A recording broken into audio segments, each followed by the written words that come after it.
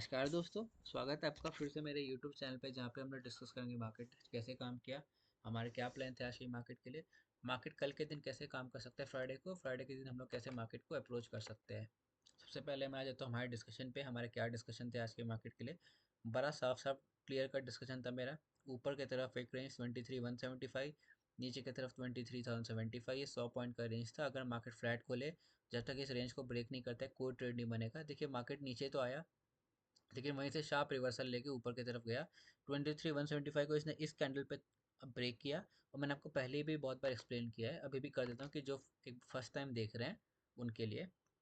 होता है क्या, कभी कभी हम लोग जब रेंज देते हैं ना, तो हमेशा हम लोग आपको बोलते हैं कि जब तक कैंडल क्लोज ना करे उसके ऊपर, तब तक रेंज मत में रेंज ब्रेकआउट पे ट्रेड मत कीजिए। क्योंकि कभी कभी क्या होता है ना, मार्केट ऐसे ऊपर तो जाता है लेकिन एक विक बना के क्लोजिंग दे देता है, और आपने पहली एंट्री ले ली कि ये तो ऊपर ही क्लोज होगा, और फिर मार्केट रिवर्स भी कर जाता है। इसलिए मैं बोलता हूँ कि कैंडल के क्लोज होने का वेट कीजिए, उसके बाद एंट्री लीजिए। लेकिन उसमें कभी कभी क्या, जैसे आज ही देखिए 175 की बात हुई थी, लेकिन इससे क्लोजिंग 200 पे थी। अब अगर आपका 25 पॉइंट्स का एसएल था 175 से, तब 25 पॉइंट्स का एसएल नहीं रहेगा। 25 प्लस ये 25, 50 पॉइंट्स का एसएल हो जाएगा। और 50 पॉइंट्स का एसएल निफ्टी के स्पॉट पे बहुत ज़्यादा होता है, क्योंकि 50 पॉइंट्स का एसएल मतलब आपके स्पॉट में ये हो जाएगा ऑलमोस्ट 60 रुपीज़, क्योंकि थोड़ा डीके भी होता है। इसलिए मैं आपको बोलता हूँ कि मार्केट में आप वेट कीजिए, उसको थोड़ा नीचे आने दीजिए। जैसे 5 से 10 पॉइंट है ना, जब क्लोज आ जाए, जरूरी नहीं है कि हर बार क्लोज ही आए बिल्कुल स्पॉट पे 175 पे, लेकिन देखिए ये बिल्कुल क्लोज आया 180 तक। मैंने आपको जब भी बोला कि एक रेंज ब्रेकआउट होता है, बहुत बड़ा कैंडल बन जाता है, वेट कीजिए इसके थोड़ा नीचे आने का। एटलीस्ट 5 to 10 पॉइंट्स के आसपास आ जाए ना, या तो 5 पॉइंट्स, या तो बहुत सेफ साइड रहने में कि ट्रेड छूट ना जाए, 10 पॉइंट्स रखिए। जब भी वो 10 पॉइंट्स क्लोज पहुंच जाए, वहां से आप एंट्री लीजिए। यहाँ पे देखिए आपको एंट्री का मौका मिला। आपका एसएल ऑलमोस्ट मैंने आपको बोला था 20-30 पॉइंट्स का रखने के लिए। और देखिए हमारे टारगेट्स बहुत बड़े थे। मैंने आपको बोला था 23,300 और 23,400 के इनफैक्ट मैंने टारगेट दिए थे। आज वो अचीव हुआ नहीं।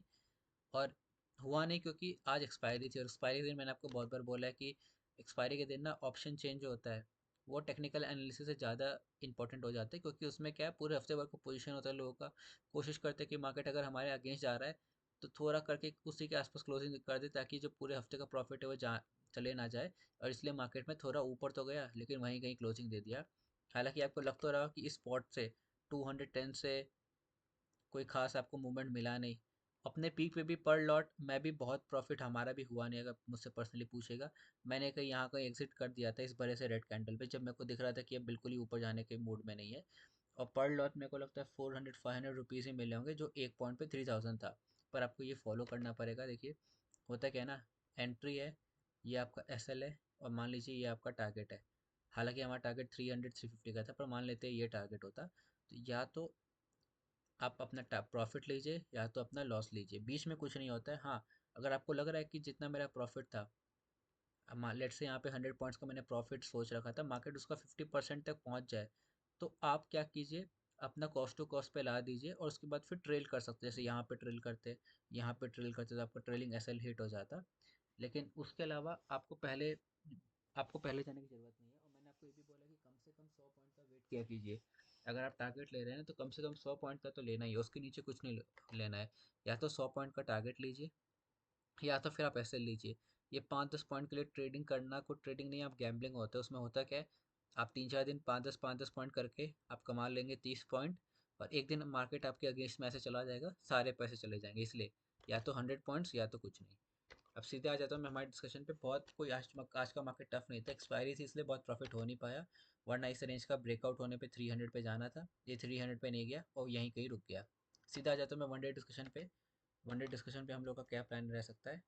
वन डे टाइम फ्रेम पे आऊँ, और ये सारे लेवलों को एक बार मैं हाइड करूँ, तो आपको क्या दिखाई दे रहा है कि बड़े से रेड कैंडल के बाद अभी भी मार्केट बहुत बुलिश हुआ नहीं है। आपको लग रहा हो कि ग्रीन कैंडल बन रहे हैं, पर ये शायद उसका 0.5 0.6 जोन तक ही पहुंचा है। फिबोनाची लगाइएगा आप यहाँ पे टॉप टू बॉटम। तो बहुत कुछ, जैसे ऐसे जो ये हुई थी ना, ऐसे जो रैली हुई थी, हालांकि ये भी बाद में कन्वर्ट होकर नीचे आ गई थी, लेकिन इस बार तो वो भी रैली हुई नहीं है। तो ये बहुत पॉजिटिव बात नहीं है। हाँ, हालांकि मार्केट अपने आप को होल्ड कर रहा है, तो ये एक सेटिस्फेक्शन वाली बात है। मार्केट जब तक इस रेंज को क्लियर नहीं करता है ना, तब तक कोई स्कोप नहीं है कि मार्केट में कुछ फर्दर रैली आए। बुलिश का तो मैंने आपको पहले ही बोला है, बहुत बार बोल रहा हूँ कि जो लोग पहली बार देख रहे हैं कि मार्केट में एक रिट्रेसमेंट आ रहा है, ये रिट्रेसमेंट रिवर्सल कब होगा, रिवर्सल तब होगा जब मार्केट ऐसे ही ऊपर जाता है, पिछले 2 बार की तरह। फिर रिट्रेसमेंट करके फिर ये जो ब्रेक करता है तभी हम मानेंगे कि मार्केट अब रिवर्सल करके ऑल टाइम हाई की तरफ जा सकता है। वरना ऊपर तो बहुत बढ़ गया लेकिन हर बार नीचे आ जाता है। बियरिश मैंने आपको बोला था यहाँ पे भी कि बियरिश ट्रेड नहीं लेना है, क्योंकि हम लोग 20 EMA के बहुत दूर है। अगर आप देखिएगा अभी भी 20 EMA 23,450 के आसपास है, इसका मतलब अभी भी कोई चांस नहीं बनता है। और मेरे लिए बियरिश ट्रेड जो होगी यहाँ पे वो होगी 23,500 से लेकर 600 का जो जोन है, यहाँ पे एक बार मेरे को एंट्री लेने का मन करेगा। और फिर मैं फर्दर बैठ सकता हूँ डाउन साइड पे। हो सकता है 24,000 भी चला जाए, क्योंकि बजट आ रहा है तो हो सकता है बजट के पहले प्री बजट रैली आ जाए। पर कोई बात नहीं, अगर 24,000 आता है तो 24,200 का जो रेजिस्टेंस है वहाँ से फिर मार्केट अगर नीचे जाना चाहे तो जा सकता है। वरना फिर हो सकता है हम लोग ऑल टाइम हाई की तरफ भी जाए, लेकिन वो अलग बात है। आपको बुलिश ट्रेड तभी लेना है जब मार्केट ऊपर जाए, रिट्रेसमेंट दे, फिर इसको ब्रेक करे। बियरिश ट्रेड के लिए मैं आपसे बात करूंगा पहले, जब मार्केट उस पोजीशन में आ जाएगा जहां मेरे को लगेगा कि हाँ बियरिश ट्रेड बन सकता है। लेकिन मार्केट पे बहुत ज़्यादा बुलिश है नहीं, बियरिश जरूर है क्योंकि थोड़ा थोड़ा रिट्रेसमेंट कर रहा है। सीधे आ जाता हूँ मैं हमारे कल के डिस्कशन के लिए, इंट्राडे लेवल पे हम लोग कैसे ट्रेडिंग कर सकते हैं। एक बार मैं 15 मिनट का चार्ट आपको खोल के दिखाना चाहूँगा। 15 मिनट के चार्ट पे हमको क्या दिखाई दे रहा है, एक सेकेंड। अगर आप देखिएगा मार्केट में ये एक ट्रेंड लाइन है जो बहुत अच्छे से मार्केट रिस्पेक्ट कर रहा था, उसका मार्केट ने ब्रेकडाउन तो दिया, लेकिन मार्केट आज फिर ऊपर आके उसके ऊपर सस्टेन करके एक क्लोजिंग दिया है, जो कि आप कह सकते हैं फेक ब्रेकआउट था। क्योंकि मार्केट में क्या किया, ये ट्रेंड लाइन का सपोर्ट, सपोर्ट, सपोर्ट, सपोर्ट, फिर यहाँ पे आके रेजिस्टेंस लिया, जो कि मैंने आपको बोला था कि यहाँ पे पुट का ट्रेड बन सकता है कल। और फिर मार्केट ने आज यहाँ पे आके ऊपर ब्रेकआउट देके ऊपर सस्टेन करने की कोशिश की, जो कि एक पॉजिटिव बात है। और क्योंकि अब मार्केट में ट्रेंड लाइन को ऊपर ये सस्टेन करके सपोर्ट ले चुका है, तो हमारे लिए हो सकता है कि मार्केट में अब ये ट्रेंड लाइन का एक सपोर्ट लेके ऊपर फिर भी जा सकता है। ये ट्रेंड लाइन और ये जो लेवल है 23,175 ये बिल्कुल सामने है। इसलिए मार्केट अगर कल फ्लैट खुलता है तो जो मेरा रेंज है वो कल के लिए रहेगा 23,275 ऊपर की तरफ, 23,175 नीचे की तरफ। मार्केट इस रेंज में फ्लैट खुलता है, जब तक इस रेंज को ब्रेक ना करे कोई ट्रेड नहीं लेना है। 23,275 को ब्रेक करेगा ना, तो मेरा 23,250 का एसएल होगा। और मेरा टारगेट सीधा 23,400 का रहेगा पहला वाला। अगर मार्केट नीचे की तरफ किसी भी टाइम 23,175 को ब्रेक करता है, तो आपको जो ये ऐसे रेड कैंडल बड़े बड़े मिले थे आपको फिर देखने को मिल सकते हैं। और आपको मार्केट आराम से पहला टारगेट 23,075 और दूसरा टारगेट 23,000 दे सकता है। अगर आप देखिएगा आ तो मार्केट 23,000 पे भी आ सकता है, लेकिन मैंने आपको जो बोला कि कम से कम 100 पॉइंट्स आपको कैप्चर करने हैं, ये आपको यहाँ भी मिलेगा और यहाँ पे भी मिलेगा। कम से कम आपको 100 पॉइंट्स कैप्चर करने हैं, उसके पहले आपको निकलनी है, कुछ कुछ भी हो जाए। हाँ, अगर ट्रेलिंग एसएल हिट हो रहा है तो ठीक है, पर ऐसे डर के भागना नहीं है। नीचे की तरफ 23,175, ऊपर की तरफ 23,275। ऊपर गया कॉल, नीचे गया पुट। अगर मार्केट गैप डाउन खुलता है तो मेरे लिए मार्केट थोड़ा वीक होगा, क्योंकि फिर मार्केट अगर फिर नीचे खुलता है तो फिर ये आराम से 23,175 आ सकता है, लेकिन उतना अच्छा मार्केट होगा नहीं मेरे लिए। मेरे लिए अच्छा मार्केट पता है क्या होगा, या तो यहाँ थोड़ा थोड़ा गैप डाउन खुल के इसको ब्रेक कर दे, तो फिर मेरे लिए बहुत अच्छा मार्केट होगा, जो कि मेरे को 23,17075 का टारगेट तुरंत देखने को मिल सकता है। लेकिन दूसरा केस एक और है कि अगर मार्केट गैप अप खुले और गैप अप खुल के मार्केट फिर इस रेंज के अंदर आ जाए, जो कि है 23,275, इसके नीचे क्लोजिंग दे दे, तो मैं पुट के ट्रेड में बैठूंगा अगेन। और मेरे टारगेट 23,175 के हो सकते हैं और फिर 23,075 के हो सकते हैं। ये वही केस है जो जिस केस की बात मैं आपको पहले भी किया था इस बड़े कैंडल के दिन, कि अगर मार्केट इस रेंज के ऊपर खुलता है जो कि है 23,400 और इस रेंज के अंदर आ जाता है, तो मैं पुट की तरफ बैठूंगा और मेरे टारगेट ये पूरे ट्रेंड लाइन के हो सकते हैं। वैसे ही केस बन सकता है अगर मार्केट 275 के ऊपर खुला और फिर इस रेंज में आ गया, तो 175 और 75 के टारगेट तुरंत देखने को मिल सकते हैं।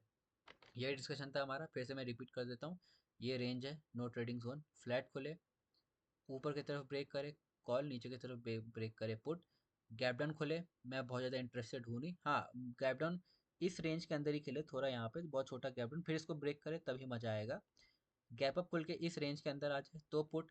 लेकिन अगर गैप अप खुल के मार्केट ऊपर चलने लगता है तो फिर मैं इंटरेस्टेड नहीं हूँ, क्योंकि फिर मार्केट बहुत अजीब होकर साइडवेज रह सकता है, हो सकता है मार्केट थोड़ा ऊपर जाए फिर रिवर्सल दे दे, इसलिए मैं इंटरेस्टेड नहीं हूँ गैप अप के केस में। गैप डाउन में अगर 175 के ऊपर खुल के टूट जाते हैं ना तो पुट, वरना फ्लैट खुल के तो अपना ये रेंज है ही, जिसके ऊपर या नीचे जाने पे हम लोग ट्रेड ले सकते हैं। एक बार ऑप्शन चेन पे आ जाता हूँ, देख लेते हैं ऑप्शन चेन पे हमारा क्या पोजीशन है अगले हफ्ते के। क्योंकि ये मंथली एक्सपायरी है तो अगर आप देखिएगा 23,200 पे बहुत अच्छी तरीके से पुट राइटिंग भी है, कॉल राइटिंग भी है। ऊपर देखिएगा कॉल राइटिंग है, नीचे देखिएगा पुट राइटिंग है, इसका मतलब हर जगह आपको अच्छी खासी रेटिंग मिलेगी। इसका साफ साफ मतलब है कि मार्केट को अगर मूवमेंट देना है एक तरफ तो आराम से दे सकता है, क्योंकि यहाँ पे बहुत अच्छी तरीके से कॉल राइटिंग हुई है, यहाँ पे बहुत अच्छी तरीके से पुट राइटिंग हुई है। ना सिर्फ इन द मनी ही हुई है, देखिए आउट ऑफ द मनी चाचा के लोगों ने पुट राइटिंग, कॉल राइटिंग और पुट राइटिंग की। इनफैक्ट 23,500 तक पुट राइटिंग है। अगर मैं थोड़ा और नीचे जाऊँ तो मेरे को लगता है शायद 24,000 पे भी कुछ ना कुछ होगा। देखिए 24,000 पे 1,22,000 कॉन्ट्रैक्ट है। इनफैक्ट यहाँ पे 22,500 पे भी होगा मेरे को लगता है। उतना नहीं है लेकिन 23,000 पे, लेकिन 24,000 तक भी लोगों ने पुट राइटिंग किया है, जो कि ऑलमोस्ट नहीं तो 800 पॉइंट ऊपर है। इसलिए मेरे को लग रहा है कि हो सकता है मार्केट में आपको एक तेजी देखने को मिले, क्योंकि देखिए इतने सारे यहाँ पे पुट राइटर्स है ना। हालांकि बहुत पहले से आए लोग, इसलिए मेरे को लगता है एक तेजी आ सकती है, लेकिन इसका मतलब ये नहीं है कि हमको 22 रहना है। हमारा मार्केट अगर 275 का जो जोन है वो क्लियर करेगा तब हम लोग कॉल लेंगे। उससे होगा क्या, यहाँ पे सब जो यहाँ पे कॉल राइटिंग की है वो लोग ट्रैप हो जाएंगे, फिर आपको ऊपर का मूवमेंट देखने को मिलेगा। लेकिन ऑप्शन चेन में ये चीज़ दिखाई दे रहा है कि भर भर के कॉल राइटिंग है। इनको अनवाइंडिंग करने के लिए मार्केट ऊपर आ सकता है, या फिर यहाँ पे जो आउट ऑफ द मनी जाके इतनी पुट राइटिंग हुई है ना, इनको मार्केट ट्रैप कर सकता है। मार्केट एक तरफ मूवमेंट बहुत अच्छा दे सकता है, बस देखना पड़ेगा मूवमेंट किस तरफ होगा। तो यही था आज के डिस्कशन पे। आज के डिस्कशन में इतना ही। Thank you so much.